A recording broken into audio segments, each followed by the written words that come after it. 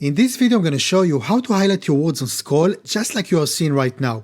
It's an eye-catching effect, super simple to set up, and will make your website stand out in a big way. So that was the first effect out of 5 that I'm going to show you today, the background color highlight. This is inspired by the caption you often see on Instagram and TikTok videos. That's where I took it from. The next effect is the color change. As you can see, as I scroll down, the color seamlessly moves from one word to the other. The third effect is the color change combined with an underline. The fourth effect is the stroke. It creates a bold outline around the text. And the fifth and last effect is the scale effect. When the word is highlighted, it enlarges. So to implement these effects, we're going to use custom code. No Elementor heading widget or text editor. We're going to use an HTML widget. But don't worry, it's super easy to set up, and I'll show you exactly how to do it step by step. So we're going to start by heading to the code page. So I'm going to go to the code page. Here I'm going to scroll all the way down to where it says highlight word on scroll, and I'm going to click on it. Here you'll find the codes for all 5 effects. Choose the one that you want to use. For this example, I'm going to go with background highlight effect. So I'm going to click to copy code, and now I'm going to switch to an Elementor page. Here I've already set up the container, so I'll be able to scroll and see the effect in action. So I'm going to make sure that the center container is selected.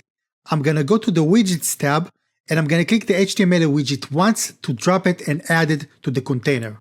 And here I'm going to paste the code that we copied before.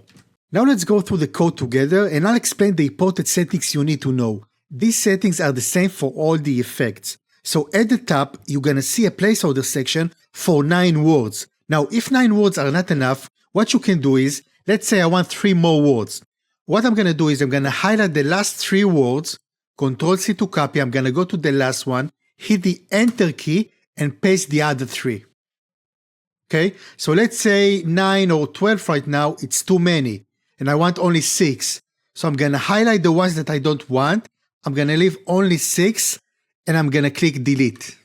So this is how you can control the amount of words in this effect. Now I want to show you how to replace these placeholder words with your own words. So I'm going to go to the first row, and I'm going to highlight only word number 1. Make sure not to highlight the brackets by accidentally. We don't want to break the code. Now that it's highlighted, I'm going to replace it with the word this. Now I'm going to go to the second word. Again, I'm going to highlight word number 2, and I'm going to replace it with the word is. And so on. So I'm going to do it real quick to the others, okay?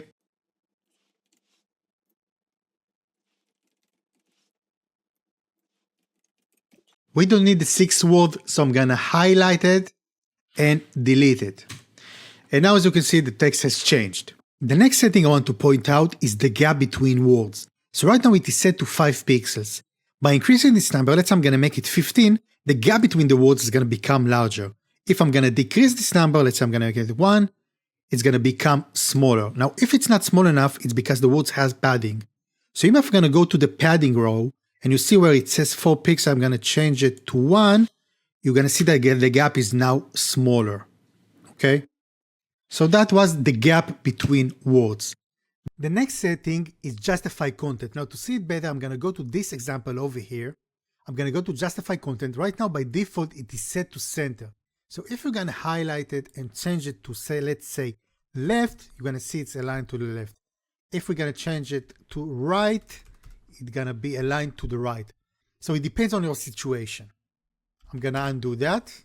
Next on the list, we have the font family, which I've set it up to be inherent, which means that it will automatically use the font from your global settings in Elementor. However, if you'd like to use the default font, you can replace this word inherent with the name of the font that you want. So let's say I'm going to highlight it and change it to Arial.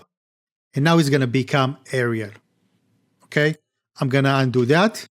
Next we have the text weight. And I found that bold works the best with this effect.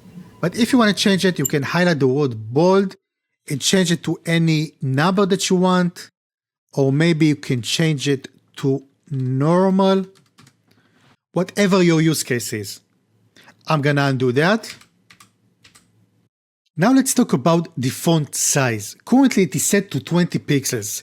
If you'd like to make it larger or smaller, you can simply adjust it here. So let's say I want to make it bigger. I'm going to go to 20. I'm going to highlight the 20 and change it to 50.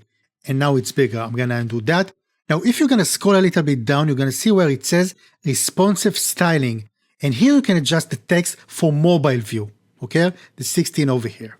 Next we have the line height. So if you feel that the gap between these two rows of text is too big, you can adjust it here. So let's say if I'm going to change it from 1.2 to 0.5, you're going to see that the gap now is a lot smaller. Okay, I'm going to undo that. Next is the text color, which right now it is set to white, and it depends on your background color. But to change it, just highlight the word white, type here your X code or the name of your color that you want, and it's that easy. I'm going to undo that. The next settings is the highlighted color, right? So right now it is set to blue, and here you can change it to anything you desire. Over here, just change this hex code with your own, okay? Now, if I'm going to go to the one with the underline, you're going to see that here you can change the underline color, and here you can change the text color. Let's scroll to the stroke one. I'm going to select the stroke one. So here where it says black, you can change the color of the text, and all of these are the stroke colors. So if you want it to be red, you need to change all 4 of them. Okay. And now if we're going to scroll to the last one, which is the scale one, you go where it says highlighted, and you change the color over here. And here you can control the enlargement, the scale, how big it becomes. Okay. So now let's go back to the original page over here. So this one is with the background color effect. So if you're going to go to the highlighted, here you can change the color of the text when it's highlighted, and here you can change the background color when it's highlighted. So right now it's blue. Let's change it to red. I'm gonna publish and preview. And now as I scroll down, you're gonna see that the background color is red. So those were the key styling options to customize the look and feel of this effect. Now let's move on to the most important part, the control settings, meaning when the effect starts and how fast it completes all of the words. So I scrolled up, now I'm going to scroll down again, and you're going to see that the text appeared, but the effect didn't kick in yet. And the reason is because in the code it is set to kick in after 100 pixels. And if I'm going to continue scrolling, you're going to see that it completes all of the words when it reaches the center of the screen. Okay? Now, if we're going to go to the code, I'm going to scroll down to the section where it says control for this instance. And here we have our 100 pixels that determine when the effect kicks in. So let's say I want the effect to kick in right away. So I'm going to change this 100 pixels to 0. Okay? The next property is how fast the animation complete all of the words. So right now it is set to 2. If I'm going to increase this number, it's going to be faster. If I'm going to decrease this number, the animation is going to be slower. So I want faster, I'm going to set it to 3. Now let's go publish and preview. And now when I scroll down, you're going to see that the animation kicks in right away, and the animation is also faster. So this is it for this one.